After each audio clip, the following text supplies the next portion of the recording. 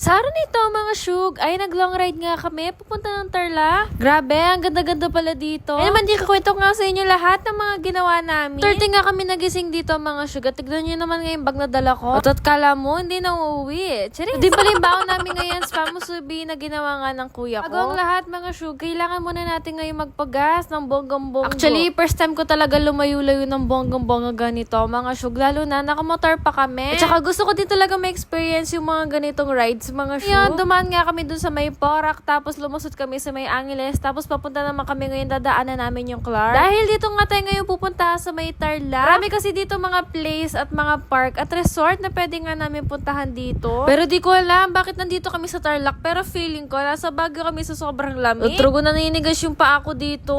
Parang hindi ko na siya ma-feel. Yung unang place nga na pupuntahan namin dito mga shoe is yung Monasterio de Tarlac. Pagkadating nga namin dito, sobrang aga pa. Actually, wala pa nga 7 o'clock yan. May pa lang talaga yung tao dito, kaya naman mag-aalmusal muna ang mga taong to. Alas 4:30 na nga kami nakaalis, tapos nakadating kami mga bandang 6:30 na, ganyan. Pero depende pa rin yan sa'yo kung barurot ka magmotor. Tama lang yung almusal namin ngayon, pero nabusog talaga kami ng bongga, Tapos sinulitan din nga namin yung time namin dito. Total, solong-solo talaga namin siya. Bawat sulok talaga niyan. Pupuntahan namin. Tsaka bandang 6:30 talaga to 7, ay dyan pa nga yung mga ulap, kaya feel mo talaga. Akala mo nasa Baguio. Dis kami pa lang yung tao dito, wala pa talagang mga nakabukas na mga store. Kaya naman yung mga restaurant. Bugos, yes, mag-umpisa la pa. Halos 2 hours nga yung biyahe namin dito. Kaya naman talaga, hindi ko alam niyan kung aabot pa ba yung energy ko doon sa mga iba namin pupuntahan. Pero thank you Lord talaga kasi super safe nga namin dito sa ride namin na. Ay ngayon niya, mag-iisip na naman kami. Sa kami next pupunta. Kita mo kasi talaga yung view dito. Kaya kung napapasyal ka dito sa may Tarlac, wag mo kalimutan to be. Katapos naman bumaba kami habang nagtingin-tingin nga kami dito nang pwede namin pagtambayan. Kaya naman panibagong papipicturan na naman. Pero pagkatapos ng mga syug, ay umalis na nga din kami dahil meron pa nga tayong next destination. 25 minutes away nga itong Limyak Park. Doon ka nga sa may Monasterio de Tarlac ng galing. Lang naman yung mga entrance fee nila dyan, B, titigan mo na. Feeling ko, pagkakita ko pa lang dito, ito talaga yung pinuntahan namin dyan. Huwag pa nga kaming hindi magtuloy-tuloy, napakahaba kasi nito, tapos ang taas. Pero total, nandito na din naman kami. Bawal duwag dito. Kung makikita niyo ako ngayon, napabagya-bagya ako. Natatakot talaga ako sa heights, kaya hindi ko pinangarap pag-isundalo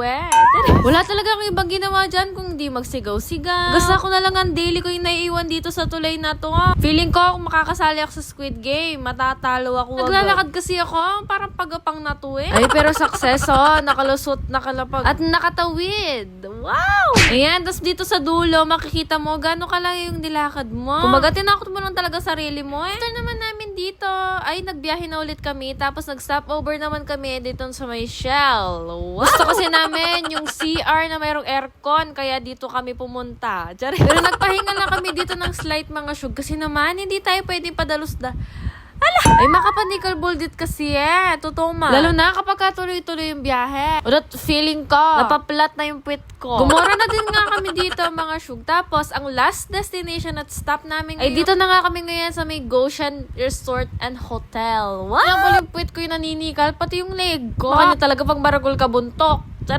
Hindi ko yun expect na ganito nga yung dadaanan natin ngayon. Pero para sa video at picture, go lang! Kung mapapansin nyo, yung color green nga, yan nga in-avail namin ngayon. Kasi nga, magpipicture-picture lang naman kami. May lintik nga banda dito at di ko alam bakit iba't ibang parte ng Tarlac. Merong umaaraw, merong mga lumilintik. Ay, di ko na alam. Wala pa lang nga kami ng mga pagpaparkingan namin dito, mga syug. Pero gandang-ganda na nga ako dito sa mga nakikita ko. Tignan mo naman kung makapag-post dyan, akala mo, mansion niya. Ganda-ganda talaga dito. Sulit na sulit din nga yung entrance fee mo. At syempre, sulit na sulit din yung biyahe mo. At sa amang sulok nitong park na to, ay pwede ka mag-picture tapos napaka-slayable mo na, Ay dati, itong Goshen Park na to, nakikita ko lang sa mga Facebook friends ko. Tignan nyo naman ngayon, hawak ko na ang trono ng Encantadia. Bakit nga kami ngayon sa taas para silipin? Gano'ng kaganda nga ba yung sinasabi nyo? Ay pagkataas ko nga dito, napapakanta na lang ako ng Romeo, save me.